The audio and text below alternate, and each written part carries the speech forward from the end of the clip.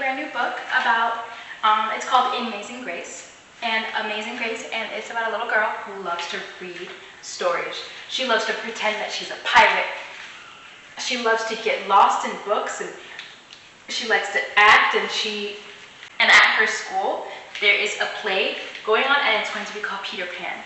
And there were a lot of people who told Grace that she couldn't do it, but we are going to read to figure out if she proved them wrong, that she could be Peter Pan, no matter what. Okay, friends. So this book, the author of this book was Mary Hoffman, and the illustrator is Caroline Binch. Mary Hoffman and Caroline Binch. Grace was a girl who loved stories. She didn't mind if they were read to her or told to her or made up in her own head. She didn't care if they were in books or movies or out of Nana's long memory.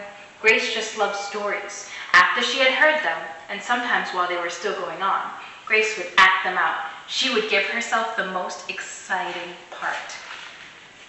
Looks like she's acting them out. There's Grandma telling her stories, giving herself the most exciting part there. Grace went into battle as Joan of Arc and wove a wicked web as Anansi the spider. She hid inside the wooden horse at the gates of Troy. She went exploring for lost kingdoms. She sailed the 7 seas with a pegleg and a parrot. There she is in the horse and going on adventures and sailing the 7 seas with her cat. She was Hiawatha sitting by the shining big sea water and Mowgli in the backyard jungle.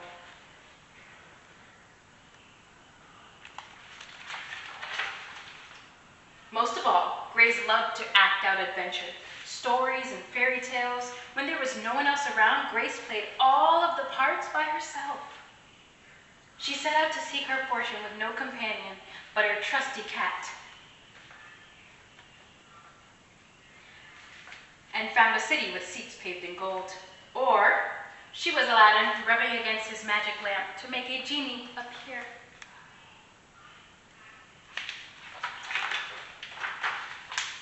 Sometimes she can get Ma and Nana to join in when they weren't too busy.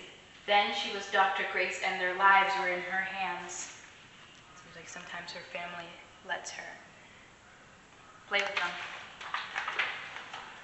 One day, Grace's teacher said that they would be doing the play Peter Pan. Grace knew who she wanted to be.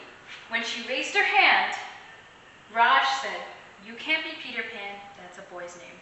But Grace, she kept her hand up. "You can't be Peter Pan. You can't be Peter Pan," whispered Natalie. "He isn't black." But Grace kept her hand up. "All right," said the teacher. "Lots of you want to be Peter Pan, so we'll have auditions next week to choose the parts." She gave them the words to learn.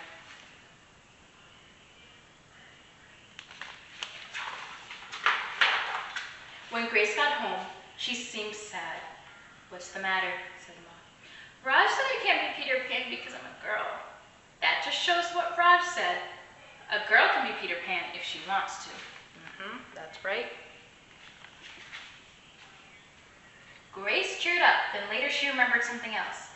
"Natalie says I can't be Peter Pan because I'm black," she said.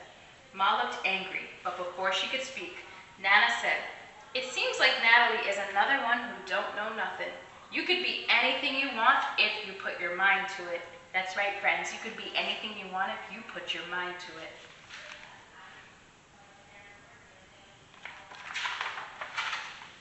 On Saturday, Nana told Grace they were going out.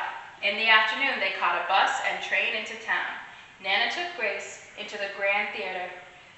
The sign outside read, "Rosalie Wilkins in Romeo and Juliet, sparkling lights." "Are we going to the ballet, Nana?" asked Grace.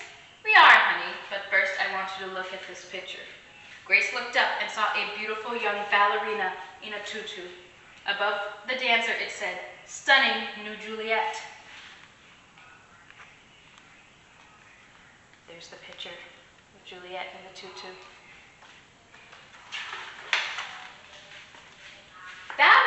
little Rosalie from back home in Trinidad, she said. Her granny and me, we grew up together on the island. She was asking me do I want tickets to see Rosalie dance. So this time I said yes. After the ballet, Grace played the part of Juliet, dancing in her room in her imaginary tutu. I can be anything I want, she thought. Seems like Grace has confidence now.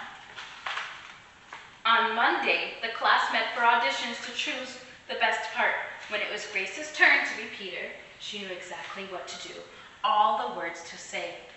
She had been Peter Pan all weekend. She took a deep breath and imagined herself flying. When it was time to vote, the class chose Raj to be Captain Hook and Natalie to be Wendy, and there was no doubt who would be Peter Pan. Everyone voted for Grace. Oh, that's so exciting. You were fantastic. You were fantastic, whispered Natalie. Seems like Grace proved them wrong. She practiced and practiced, and she put her mind to it. She got the part of Peter Pan. The play was a big success, and Grace was an amazing Peter Pan. After it was all over, she said, I feel as if I could fly all the way home. You probably could, said Ma. Yes, said Nana. If Grace put her mind to it, she can do anything she wants. There she is. The end. So friends, this was such a great book. And there were friends in her class which were not very nice to her. They were telling her that she couldn't be Peter Pan. But good thing, her Nana and her mom told her that she could be anything she wants if she puts her mind to it. And you know what, friends? She practiced and she practiced and she practiced, and eventually she was able to do it. So friends, I know that practice, it makes perfect. And we asked this question before, but I want to ask again, why is it so important to practice things that you would like to do? Why is it so important to practice things that you would like to do? Grace wanted to be Peter Pan, so she spent the entire weekend practicing and practicing and practicing, even though they told her that she couldn't be Peter Pan because of how she looks and that she was a girl, but that didn't matter. So why is it important to keep practicing and keeping your mind to it? To show other friends that no matter what you look like, no matter how tall or short, no matter what your skin color is, no matter your age, no matter your ability, no matter things you're able to do, no matter where you live, as long as you keep practicing, you'll be able to do it. So why is it important to keep practicing things you want to do, no matter what? I can't wait to hear your answers, friends. See you next time. See you next